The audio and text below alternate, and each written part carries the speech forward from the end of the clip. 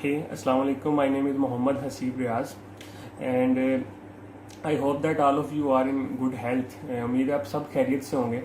And जिस तरह corona से रिलेटेड आजकल बहुत गहमा गहमी का आलम है, उसमें बहुत लोगों ने इम्यून सिस्टम पे बात की. What is immune system? लोगों ने फिजिकल स्ट्रक्चर पे ज़्यादा बात की कि आपकी डाइट कैसी होनी चाहिए, आपकी एक्सरसाइज होनी चाहिए और प्रिवेंशन होनी चाहिए. और कहा भी जाता है कि prevention is better than cure, परहेज इलाज से बेहतर है. No doubt. एक कोटेशन इससे रिलेटेड मुझे याद आ रही है कि ईस्ट और west home is the best. यानी कि आप मशरिक चले जाएं या मगरिब चले जाएं, लेकिन आपको अपने घर से ज़्यादा जो अजीज़ या सुकून वाली जगह कहीं नहीं मिलेगी. Start with the power of mind. What is the power of mind? कहा जाता है कि 90% आपकी जो बीमारियां वो दिमाग से शुरू होती हैं, और मैं कहता हूँ दिमाग ही उसका सोल्यूशन है. तो साइकोलॉजिकल फैक्टर इस पर बड़े इम्पोर्टेंट रोल अदा करते हैं, जिसमें पावर ऑफ माइंड का बड़ा कमाल है. मैं आपके सामने इम्यून सिस्टम के लिए एक और तरीका डिस्क्राइब करना चाहूँगा, और ये भी एक रिसर्च है. अब रिसर्च का मैं थोड़ा सा एक आपके सामने कोट डिस्क्राइब करने लगा हूँ. Optimistic people have strong immune system. यानी कि जो लोग पॉजिटिव सोचते हैं उनका जो इम्यून सिस्टम होता है वो पॉजिटिव होता है. ठीक है. अब इम्यून सिस्टम पॉजिटिविटी कैसे क्रिएट करता है, इस पर रिसर्च हुई. पॉजिटिव लोग सोचते थे और जो नेगेटिव लोग सोचते थे उनका एक ग्रुप लिया गया. उन दोनों पे रिसर्च हुई काफ़ी साल, और जब उनका रिजल्ट देखा गया वो बड़ा शानदार रिजल्ट था. वो क्या था कि जो लोग पॉजिटिव सोचते थे उनका जो इम्यून सिस्टम ऑटोमेटिकली जो है ना इम्प्रूव हो रहा था, और जो लोग नेगेटिव सोचते थे ऑटोमेटिकली वो वाइस वर्सा हो रहा था कि उसका जो इम्यून सिस्टम था वो उसकी जो स्ट्रेंथ थी वो लो हो रही थी. तो ये सारी माइंड की गेम है. जितनी भी डिजीज़ आज तक पैदा हुई हैं वो माइंड से स्टार्ट होती हैं. 90% ऑफ द डिजीज़. अब बुकरात एक बहुत बड़ा नाम है, फादर ऑफ मॉडर्न मेडिसिन कहा जाता है, और मगरब ने इसकी बेस पे बहुत ज़्यादा तरक्की की है. बुकरात, इसका नाम हिप्पोक्रेट्स. अगर आप इसको रिसर्च करें तो ये ग्रीक का एक फिलोसफर था, जिसको फिजिशियन भी ये कहा जाता था. इसने क्या किया, इसकी एक कोटेशन है. ये कहता है कि give me a fever, I will cure all diseases. कहता है मुझे आप फीवर दे दें, बुखार दे दें, मैं हर डिजीज़ को रिमूव कर दूंगा. अब इसका मतलब क्या है? तकरीबन आपकी बॉडी का जो टेम्परेचर होता है वो 37 डिग्री सेंटीग्रेड होता है.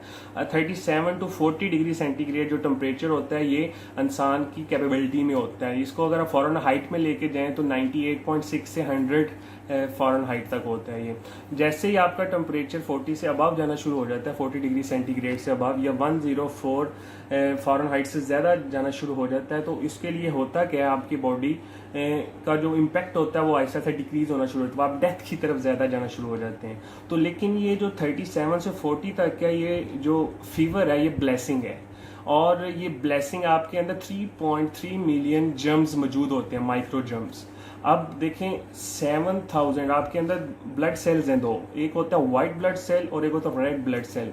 अब रेड ब्लड सेल तो सिंपल है कि वो क्या करता है, आपका जो ऑक्सीजन होती है वो फेफड़ों से दूसरे ऑर्गन्स में जाके लेके जाता है, वो रेड ब्लड सेल्स होते हैं. लेकिन white blood cells is also very wonderful working. वो क्या करते हैं, वो आपके अंदर जितने जरासीम होते हैं उनका मुकाबला करते हैं. आप उसको कहते हैं इम्यून सिस्टम होता है. वो बेसिकली आपकी बॉडी में 7000 वाइट ब्लड सेल्स होते हैं तकरीबन, और कहा जाता है कि अगर आपके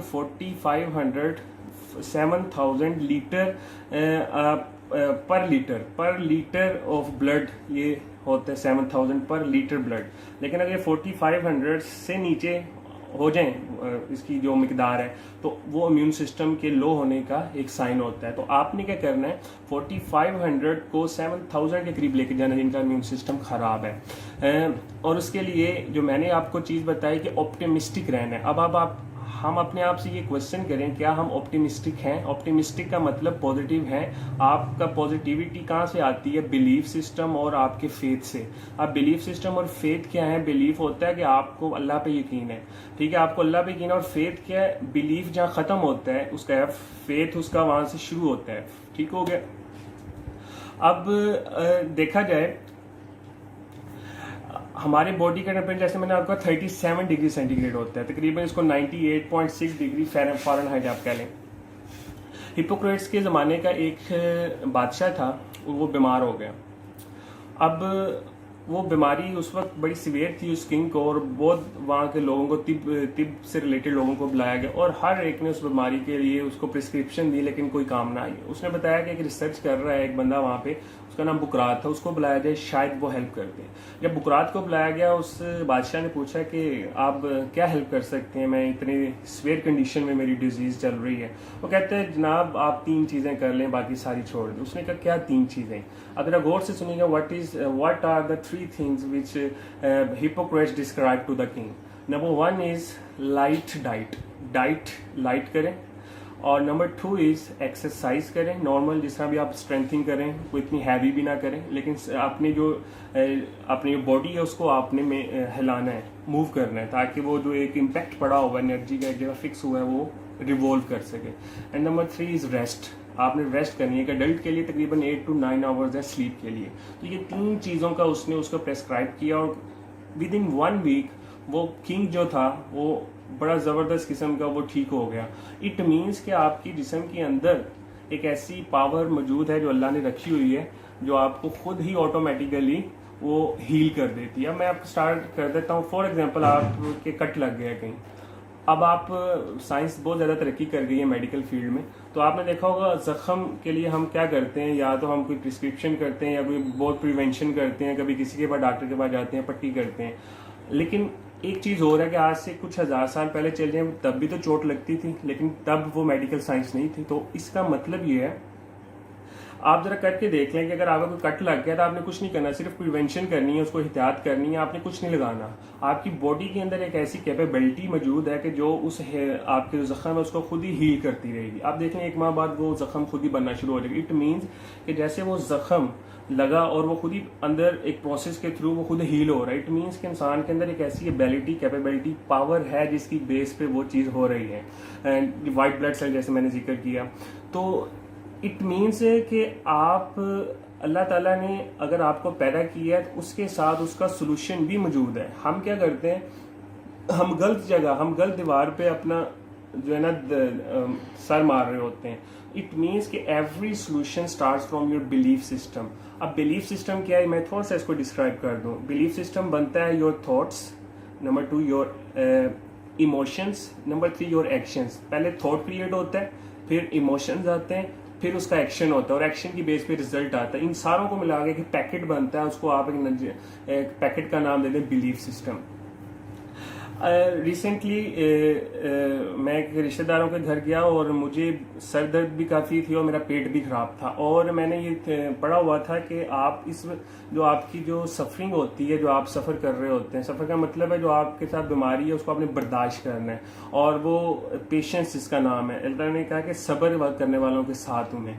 तो बेसिकली मैंने क्या किया, तो मेरी एक कज़न थी, उन्होंने कहा जी आप ये टैबलेट ले लें, आपको ज़्यादा तबीयत आपकी खराब। मैंने कहा नहीं, मेरा बिलीफ ये है कि मैं दवाई के बगैर ठीक हो जाता हूँ। अब यकीन माने को मैंने वही 3 प्रेस्क्रिप्शन जो उसने प्रोवाइड की, बुकरात ने, मैं वो की, मैंने लाइट डाइट, एक्सरसाइज और रेस्ट, इन 3 की वजह से मैं 2 दिन में ठीक हो गया। इट मीन्स कि आप बगैर मेडिकेशन के भी आप ठीक हो सकते हैं। यूरोप में एक शख्स था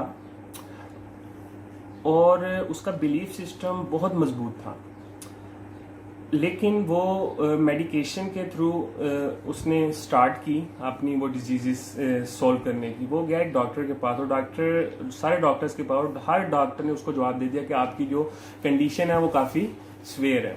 तो उसने क्या किया, जब उसको पता लगा कि अब इसका कोई इलाज नहीं, वो घर आया, उसने सुकून से सोचा कि what are the last solution. उसने जब देखा तो उसका जो लास्ट सोल्यूशन था वो बिलीफ सिस्टम, उसका बिलीफ बड़ा मजबूत था। उसने कहा कि जब मैं देखता हूँ, ट्राई करता हूँ, मेरे पास आखिरी सोल्यूशन तो बचा नहीं, लेकिन मैं इस बिलीफ सिस्टम की बेस पे या फेथ की बेस पे देखता हूँ मैं कितना लड़ सकता हूँ अपनी बीमारी से। और तकरीबन 1 ईयर के अबाउट वो या 6 मंथ से लेके 1 ईयर तक उस बीमारी से लड़ता रहा। यकीन माने कि वो तकरीबन 1 साल बाद अपनी बीमारी को वो रिकवर करने के काबिल हो गया। और जब वो अपने टेस्ट करवाने गया उसी डॉक्टर के पास, वो खुद परेशान हो गया कि आपने किया क्या है। उसने कहा that is the power of your mind and belief system and faith. और वो आप देख लें, कोरोना की वजह से जो ईरान में एक वाकया हुआ जिसमें वो 2 बूढ़े, उनकी वो किस बेस पे वो रिकवर हुए हैं, उनकी हालांकि उनकी उम्र 90 के करीब थी। तो वो इसलिए रिकवर हुए हैं कि उनका फेथ और उनका बिलीफ सिस्टम बहुत मजबूत था, जो कि उनको रिकवरिंग के लिए उसका जो इम्यून सिस्टम मजबूत कर गया। और ये पॉजिटिविटी है, इसका डायरेक्ट ताल्लुक आपके फेथ और आपकी बिलीफ सिस्टम से है। अच्छा जी, बेसिकली आपके पास दो चीज़ें हैं, जैसे पॉजिटिव और नेगेटिव एक जगह फिक्स नहीं हो सकते। इस तरह ही आपका जो फियर और आपका जो बिलीफ है वो एक जगह नहीं हो सकता। या तो फियर को निकालना पड़ेगा, उसकी जगह बिलीफ या आपका फेथ आएगा, या फेथ निकल जाएगा उसकी जगह फियर आ जाएगा। तो जिस तरह एक म्यान में दो तलवारें नहीं रह सकती, इस तरह एक जगह पे फेथ और आपका फियर नहीं रह सकता। अब मैं लास्ट में ये चीज़ बयान करना चाहूँगा, सिर्फ दो चीज़ें आपको हर चीज़ से बचा सकती हैं, and very wonderful two things. बाकी सारी चीज़ें आपकी हेल्प आउट करती हैं, लेकिन ये दो चीज़ें आप इसी की बेस पे आगे मूव करते हैं, इसी की बेस पे आप क्रिएट करते हैं। हर चीज़ इसी की बेस पे होती है। Number one is your self belief, अपने पे जो आपका इत्मीनान है। Number two is Allah belief, Allah पे जो आपका यकीन है। और अल्लाह पे जो यकीन होता है वो फेथ होता है, जो अपने पे यकीन होता है वो आपका सेल्फ बिलीफ होता है। क्योंकि अल्लाह ने आपको पैदा किया है। और इसमें आखिरी शेयर करके मैं कंक्लूड कर रहा हूँ कि वो जो सेल्फ बिलीफ, उसको खुदी का नाम दिया गया। जिससे इकबाल कहता है कि खुदी को कर बुलंद इतना, खुदी को कर बुलंद इतना कि हर तकदीर से पहले खुदा बंदे से खुद पूछे बता तेरी रजा क्या है। Thank you very much. अपना बहुत ख्याल रखिएगा। अल्लाह हाफिज़।